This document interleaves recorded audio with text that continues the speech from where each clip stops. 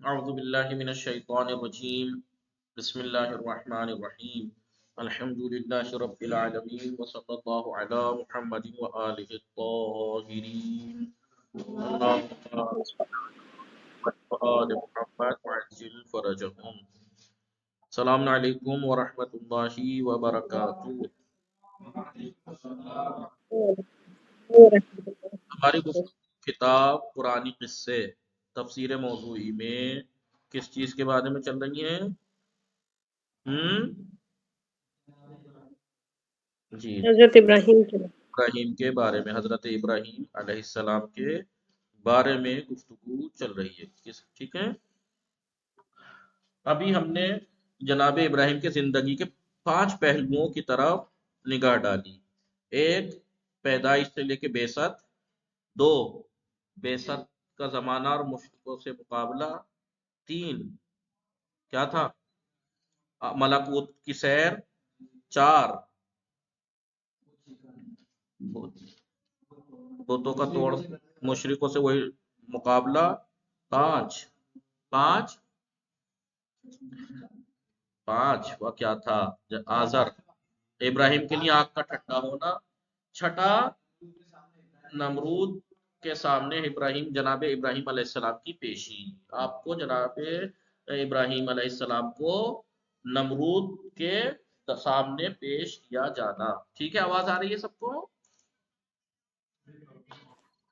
جی حضرت ابھی آپ نے دیکھا کہ آگ کیسے گلزار بنی تھی، کہ اتنی زیادہ لکڑی اکٹھا کر کے جب کوئی جناب ابراہیم کے منطقی اعتراض کا ان پہ کوئی جواب نہ ہوا، تو یہ ہمیشہ کی طرح جو ظالم حربہ اپناتا ہے، جب اس کے پاس کوئی جواب نہیں بنتا منطقی، تو پھر وہ کیا کرتا ہے؟ ظلم پہ اتر آتا ہے. وہی ان لوگوں نے کیا. جب جناب ابراہیم نے استدلال پیش کیا بت توڑنے کے بعد، اب ان پہ کوئی جواب نہیں تھا، تو پھر آپ کو آگ میں ڈالا گیا. لیکن آگ اتنی زیادہ ہونے کے باوجود بھی اب نمرود کے سامنے جناب ابراہیم کی پیشی. بھیانک آگ سے جناب ابراہیم علیہ السلام کا صحیح و سالم نجات پا جانا سبھی کے لیے حیران کن اور تعجب خیز تھا. ظاہر سی بات ہے، وہ لوگ جس کو پوج رہے تھے، عبادتیں کر رہے تھے، وہ کسی کام کے نہیں آئے ان کے. جی، اور جناب ابراہیم کا خدا نے انہیں صحیح و سالم نکال دیا. بڑا تعجب خیز. اس واقعے سے سبھی حیران تھے، مگر خود نمرود سب سے زیادہ حیران زدہ، پریشان حال اور مبہوت و مرعوب تھا. جناب ابراہیم علیہ السلام، جنہیں کچھ دیر پہلے تک ایک عام انسان کی طرح دیکھا جا رہا تھا کہ تو عام انسان ہے اور آپ سے مقابلہ کیا جا رہا تھا، آگ سے بچنے کے بعد سب کی توجہ کا آپ مرکز بن گئے، سینٹر بن گئے، سب کی توجہ آپ پہ. نمرود ان سے خطرہ محسوس کرنے لگا اور چارہ جوئی میں لگ گیا. ٹھیک ہے، اس نے آپ کو دربار میں بلوایا اور پوچھا، تمہارا خدا کون ہے جس کی عبادت کے لیے لوگوں سے کہہ رہے ہو؟ کیا میرے علاوہ بھی تمہارا کوئی خدا ہے؟ لوگوں میں اختلاف کیوں بھڑکا رہے ہو؟ تم نے ان کے بتوں کو کیوں توڑا؟ مجھے بتاؤ تمہارا خدا کون ہے؟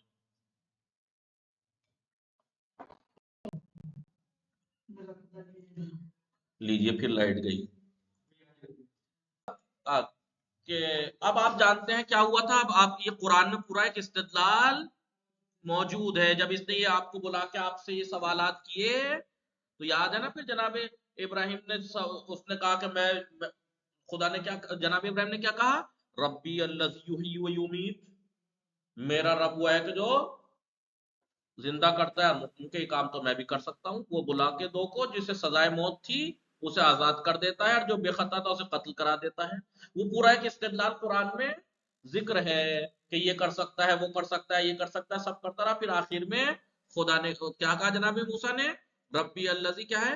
یاتی بالشمس من المشرق، اور مغرب سے کب نکلتا سورج؟ ہاں، تو اس کہا کہ میرا رب وہ ہے کہ جو سورج کو پورب سے نکالتا ہے، تو پشچم سے نکال کے دکھا. فبہت الذی کفر، مبہوت رہ گیا کافر. ٹھیک ہے، یہ ایک پورا استدلال ہے جس کو زبردست استدلال کے طور پر پیش کیا گیا ہے. تو علم ترا، کیا آپ نے نہیں دیکھا اے نبی، کیا آپ نے نہیں دیکھا کیا الذی، اس کی طرف، یعنی نمرود کو نہیں دیکھا آپ نے؟ حاجہ ابراہیم فی ربہ، کہ جناب ابراہیم سے ان کے رب کے بارے میں اس نے حجت کی. کیا کیا کہا اس نے؟ ان آتاہُ ملکا، کہ جس کو اللہ نے حکومت دی تھی، اس قال ابراہیم، یاد کیجئے اس وقت کے جناب ابراہیم نے کیا کہا؟ ربی الذی یحیی و یمیت، میرا رب وہ ہے کہ جس نے جو زندہ کرتا ہے اور جو موت دیتا ہے۔ تو قالا، اس نے کیا کہا؟ اس کا نام نہیں لیا، دیکھیں یہاں پہ انا احیی و امیت، یہ تو کام میں بھی کر سکتا ہوں، زندہ کرتا ہوں اور مردہ کرتا ہوں۔ اور اس نے کیا کیا تھا؟ جسے موت کی سزا تھی اسے چھوڑ دیا، دیکھو میں نے، ہاں، اور جو اس کو کوئی خطا نہیں تھی اسے مروا دیا اس نے، کہ دیکھو میں نے بھی موت دے دی۔ تو قالا، تو جناب ابراہیم نے کیا کہا؟ قالا ابراہیم فإن اللہ یأتی بالشمس من المشرق، میرا پروردگار ابراہیم، ان اللہ، اللہ جو ہے وہ یأتی بالشمس من المشرق، سورج کو مشرق سے نکالتا ہے، فاتح بہا من المغرب، تو مغرب سے نکال کے دکھا۔ تو کیا ہوا؟ اتنا کام کرنا تو آسان ہے نا، لوگوں پر ظلم کر کے کسی کو قتل کرا دینا، کسی کو یہ کر دینا۔ کہا میرا رب ہوا ہے کہ جو سورج کو مشرق سے نکالتا ہے، فاتح بہا من المغرب، تو اسے مغرب سے نکال کے لا، فبہت الذی کفر، مبہوت ہو گیا، لاجواب ہو گیا، اس کو کوئی جواب ہی نہیں رہا۔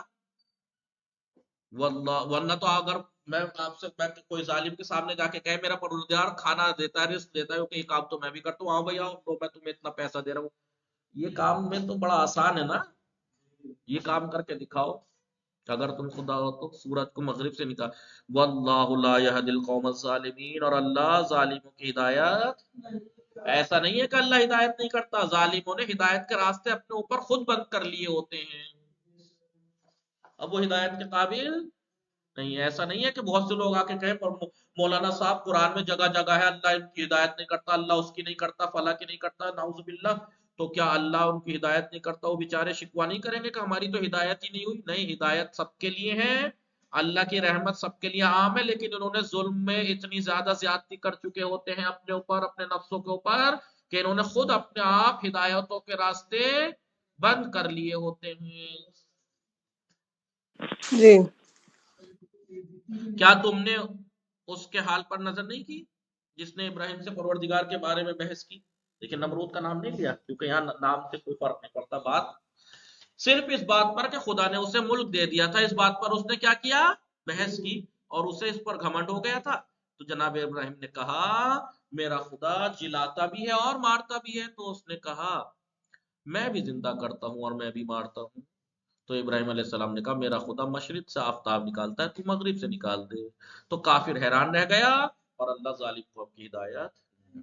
واضح یہ بات رہے کہ مشرکین، جو مشرک تھے، خداوند عالم پر اعتقاد رکھتے تھے، خدا کو مانتے تھے۔ آپ بھی جائیے جو مشرک ہیں، آپ ان سے پوچھئے، کہیں جانے کی ضرورت نہیں، ہندوستان میں کسی ایک انسان کو، ایک ایک انسان کو پکڑ کے پوچھ لیجئے خدا کتنے، وہ کہے گا ایک ہے، وہ کہے گا کوئی دنیا میں ایسا مذہب نہیں ہے جو یہ کہے کہ خدا دو ہیں، ایک ہی کہیں گے۔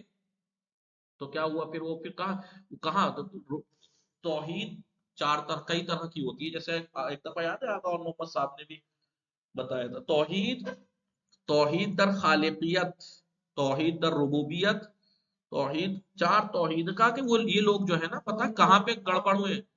توحید عبادت میں مشرک ہیں یہ لوگ، ورنہ توحید ربوبیت کو تو مانتے ہیں یہ، کہ ایک ہی رب ہے، ایک ہی خالقیت کو مانتے کہ ایک ہی خالق ہے۔ لیکن یہ جو الگ الگ بتوں کو مان لیتے ہیں، تو یہ کس لیے مانتے ہیں کہ یہ مثلا رزق کا رب ہے، یہ فلاں کا، عبادت میں شرک میں پڑ جاتے ہیں یہ لوگ، اس کا کہ عبادت ان کی کیجیے، ان کے ذریعے سے ان سمجھو، ورنہ رب ایک ہی مانتے ہیں یہ بھی، رب، آپ جائیے تو عیسائی ہو، یہودی ہو، ہندو ہو، کتنے بھی مذہب جو غیر مسلم ہیں، سب کے سب ایک خدا کو مانتے ہیں، لیکن یہ کہاں پہ گڑبڑ کرتے ہیں؟ توحید عبادت میں۔ ورنہ یہ بھی مانتے ہیں کہ مالک صرف ایک ہے، توحید در مالکیت، توحید کو مانتے ہیں یہ، مالکیت والی توحید کو، خالقیت والی، ساری توحید مانتے ہیں، صرف یہ کہاں پہ گڑبڑ کرتے ہیں؟ توحید در عبادت۔ عبادت یہ سمجھ میں آ رہا ہے؟ اس لیے کہا، سمجھ میں آیا نہیں؟ ورنہ آپ بتائیے، آپ سے کوئی کہے بھائی تو مسلمان وہ ہے جو اللہ کو ایک مانے، باقی تو دنیا میں کوئی ایسا ہے جو خدا کو ایک نہ مانتا ہو؟ کوئی ایک انسان بتائیے، کوئی ایک مذہب بتائیے جو خدا کو ایک نہ مانتا ہو؟ سب ایک مانتے ہیں، ایک مانتے ہیں، ہندو بھی ایک مانتے ہیں، نہ خدا کو ایک ہی کہتے ہیں کہ صرف ایک ہے۔ یہ جو بت الگ الگ پوجتے ہیں یہ عبادت میں شرک کرتے ہیں، عبادت میں کرتے ہیں، سمجھ میں آ رہا ہے؟ ورنہ آپ جا کے پوچھ لیجئے کسی بھی ہندو سے مل لیجئے گا کتنے خدا ہیں، وہ ایک ہی کہے گا کہ رب ایک ہی ہے، خالق ایک ہی، وہ ایک ہی کو مانتے ہیں۔ لیکن وہ کہاں گڑبڑ کرتے ہیں؟ توحید در عبادت میں شرک کے قائل ہیں جی۔ مثال کے طور پر فلانا وہ کہ کہا کہ یہ مثلا سورج کو خدا مان لیا، فلاں کو کہ یہ عبادت میں جا کے گڑبڑ کرتے ہیں، سمجھ میں آ رہا ہے نہیں تسنیم میں؟ جی جی جی جی کوئی ملا دنیا میں ایسا جو یہ کہتا ہو خدا دو ہیں یا دو سے زیادہ ہیں؟ نہیں سبھی مانتے ہیں جی ایک ہی کہیں گے، رب ایک ہے، لیکن یہ توحید در عبادت میں شرک کے شکار ہیں۔ خیر بہرحال واضح رہے کہ مشرکین جو ہے خداوند عالم پر اعتقاد رکھتے تھے، لیکن امور کائنات کی تدبیر میں جو کائنات کے امور ہیں اس میں کئی پروردگار کے قائل تھے، مثلا چاند، سورج، ستارے، سب کے لیے الگ الگ پروردگار کا عقیدہ رکھتے تھے، ہے نہیں؟ رفتہ رفتہ ان کے ناموں کی لکڑی اور پتھر کے بت بنا کر ان کی عبادت کرنے لگے، ان کی خوشنودی حاصل کرنے کے لیے اپنی دولت، ثروت، سونا چاندی ان کے قدموں میں نچھاور کرتے تھے۔ فرعون اور نمرود جیسے بعض قدرت مند ان کی جہالت اور نادانی سے فائدہ اٹھا کر، جیسے آج کل دنیا کے ملکوں میں ہو رہا ہے، یہ بیوقوفی تو ہیں جو آج کل مذہب کے نام پہ ہو رہی ہیں دنیا میں، ان کی بیوقوفی کا فائدہ اٹھا کے جو حاکم ہوتے ہیں خود کو پھر وہ رب اعلیٰ کہلوانے لگتے ہیں، کہہ رہے ہیں نہیں کہہ رہے ہیں فلاں کے اوتار ہیں تو یہ تو فلاں ہے، بتاؤ ایک انسان کو، نیتا کو یہی کہنے پہ اترا ہے بھگوان ہے؟ ان کی جان و مال پر قبضہ جما کر اپنی پھر وہ کیا کرتے ہیں، حکومت و سلطنت کی راہ ہموار کرتے ہیں۔ سمجھ میں آیا نہیں؟